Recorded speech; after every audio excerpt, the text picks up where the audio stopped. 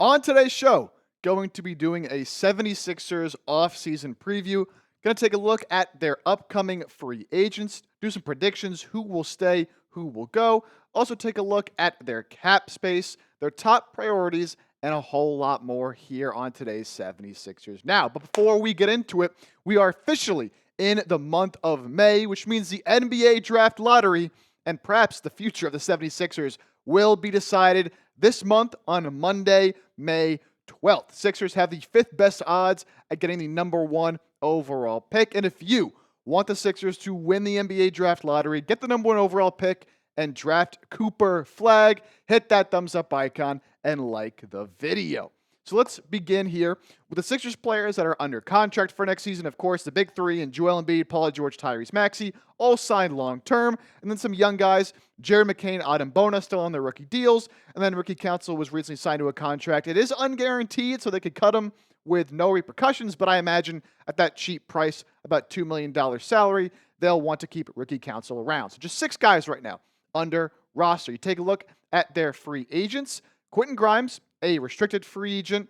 He's obviously going to be looking for a significant pay raise this offseason.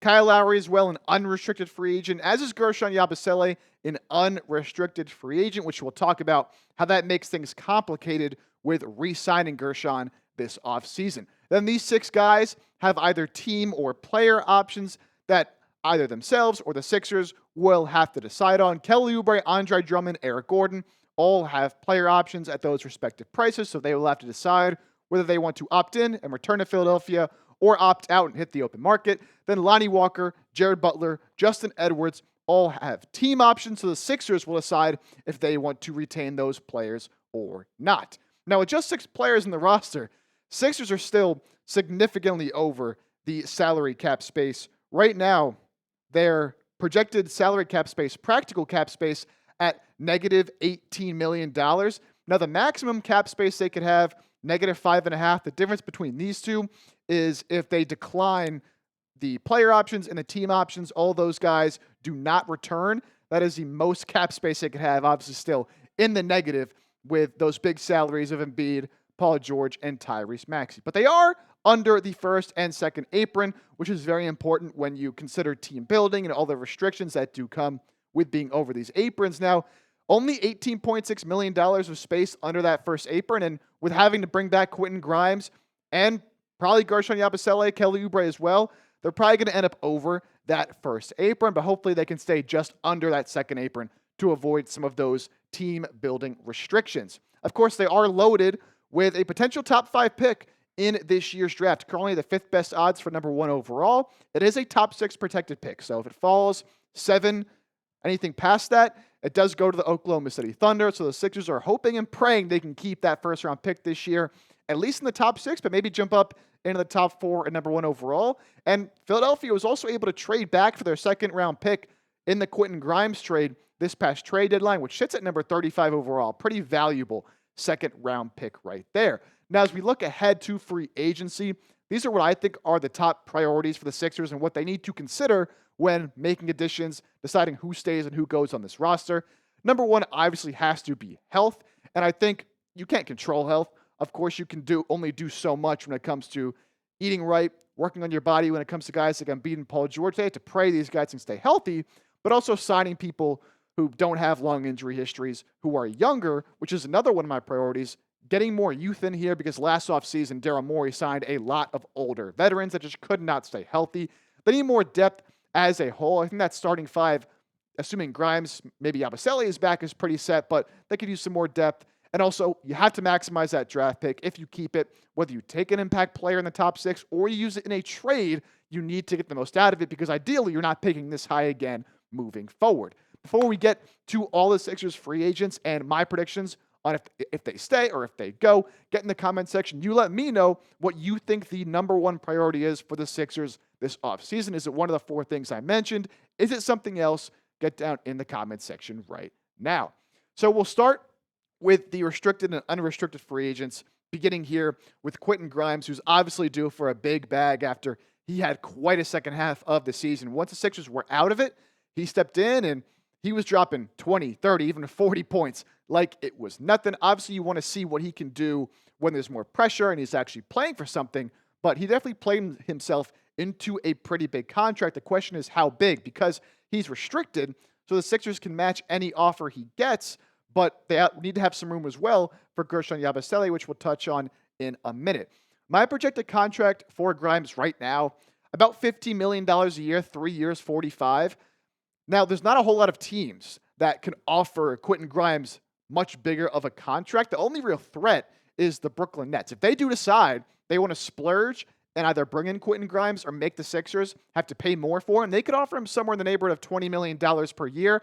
But I think a fair deal with him to come back to Philly, 3 years, 45, does make sense.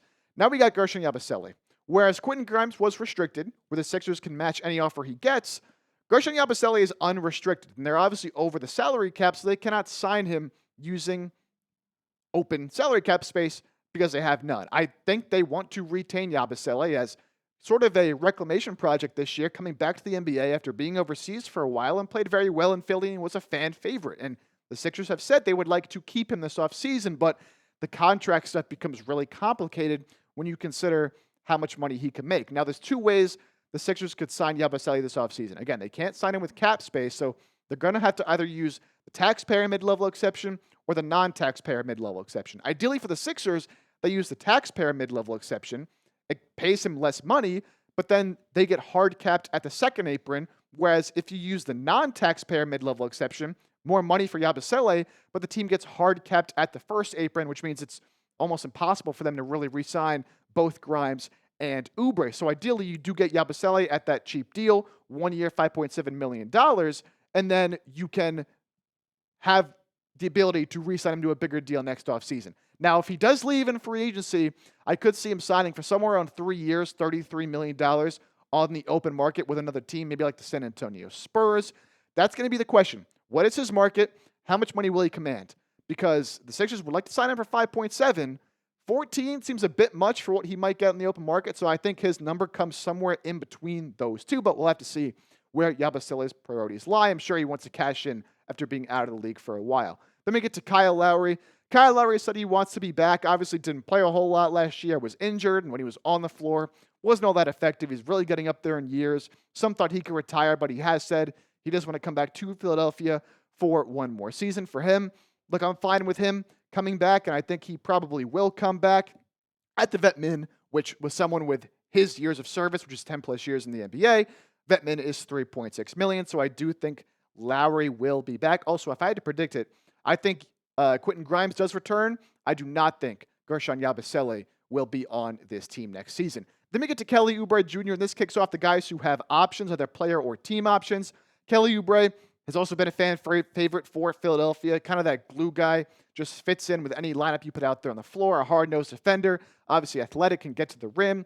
Shooting's a bit inconsistent, but I still like what I have seen from Kelly Oubre. And with his player option at $8.3 million, it's interesting because I think that's right around his value in the open market. But, is there really a team out there that's going to cash in on Kelly Oubre and pay him this big multi-year deal? Look, my prediction is that Kelly Oubre actually opts in to his $8 million player option, plays out this final year in Philly, and I think that they work towards a long-term contract extension. He likes it here. He said Philadelphia is where he has refound his love for the game, so I think Kelly Oubre will return to Philadelphia. Then we get to Andre Drummond, a $5 million player option for Drummond, who also dealt with injuries last season, and honestly, when he was on the court, I did not think he was all that good. The Sixers saw a lot of growth and promising signs from Adem Bona, and I think they would love for him to be that backup center. But at $5 million, I think Drummond's going to opt in and take that money. At this point in his career, based off what he showed last year, would he be able to get $5 million in the open market? That might be on the high end if he were to go out there and sign a contract, but I think he will opt in, stay in Philly where, he does like being here. He obviously came back after being traded away years ago, but I do think the Sixers would like to move off of Drummond to allow Adem Bona to flourish in that backup center role. Then we get to Eric Gordon, who is a $3.4 million player option. Started to play well in January before he got injured, but with his age and just where he's at in his career, I don't really think I want to see Eric Gordon back on this team next year. And I think Eric Gordon actually does opt out. Now, some of you might be confused, like, why would Gordon opt out? Who's going to pay him any money? Well, as I mentioned with Kyle Lowry, when you've played as long as these guys have, the minimum salary goes up. So the minimum salary for Eric Gordon would be 3.6. That's more than the 3.4 that his player option would be. So I think he does opt out, takes a vet min somewhere else.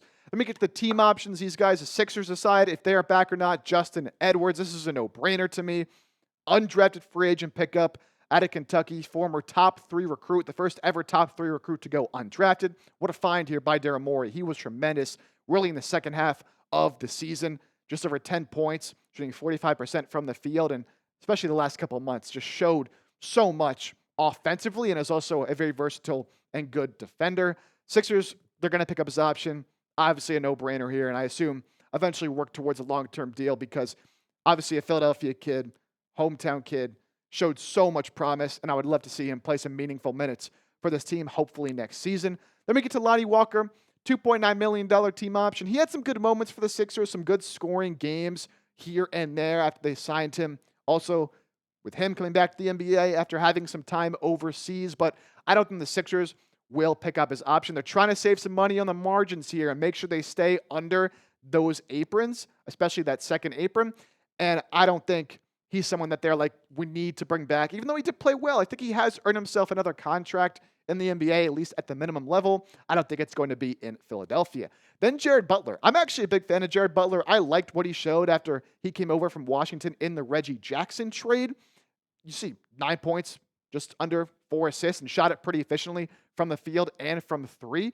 I think he can do some things as a backup point guard off the bench running the offense, but I don't think the Sixers will bring him back either. Again, trying to save some money, and they have a lot of guards on this roster, assuming they do bring back Quentin Grimes, and they're able to retain all those guys there. Personally, I would actually accept the option if I were the Sixers, but I don't think they will, and that is my prediction that Jared Butler will not be on the 76ers next year, which leaves us with this as the potential roster, just looking at the guys they currently have under contract, and then with some of the predictions that I made, guys returning, guys not returning. You obviously have Maxey, you have Grimes, you have Paul George. Yabusele, it's very interesting because it totally depends what he wants to do. But if you are able to keep him at that $5 million mark and he wants to stay in Philly, he could start that 4, hopefully alongside Joel Embiid. Then you still have Jared McCain. I think Kyle Lowry comes back, Ricky Council, Justin Edwards, Kelly Oubre, Bona, and Drummond for now. Assuming he does opt in, which I think he will, the Sixers could end up trading him. So you can see that's 5, 6, 7, 8, 9, 10, 11. It's already 12 guys on the roster, not even considering signing external free agents, and they won't have much money, so not a whole lot of flexibility for the Sixers this offseason in terms of signing other external free agents. Then you got to factor in they have 2 draft picks. So that puts you at 14 guys already right there. Of course, I do want to bring up the possibility of trading one of Paul George or Joel Embiid. I think it's unlikely, and we've talked about some trades here on the show because it is a possibility, right? And I like to explore all possibilities, different routes the Sixers could go in. But if you ask me, I think it's highly unlikely that either of these 2 guys are dealt. If they are, obviously changes things. One, who do you trade them for? How much money do you save in those potential trades? What players, what picks do you get back? Do you package Paul George and maybe one of your top picks to go get an upgrade on this roster? It's all very interesting to consider with their injury histories and with their contracts, but I don't think the NBA and other NBA teams value them all that highly. So at this moment, I do think they'll both be back, although, of course, it is always important to keep an open mind with these things and consider the possibility that Daryl Morey, who we know likes to shake things up, likes to make big moves, and is on the hot seat entering next year, could try to do something and make some kind of move to potentially save his job. So the Sixers roster, as it stands right now, of course, there will be changes coming with the draft and with free agency. I want you to grade it for me. Give me an A, B, C, D, or F down in the comment section. Let me know where you think the Sixers stand among all the other NBA teams right now. If you made it to the end of today's show, that tells me, hopefully, you enjoyed what you saw today. And if you are looking for more Sixers coverage throughout the NBA offseason and all year long, we do that right here on Sixers Now. And again, if you made it to the end of today's show, let me know you're a real one by hitting that thumbs up icon and liking the video.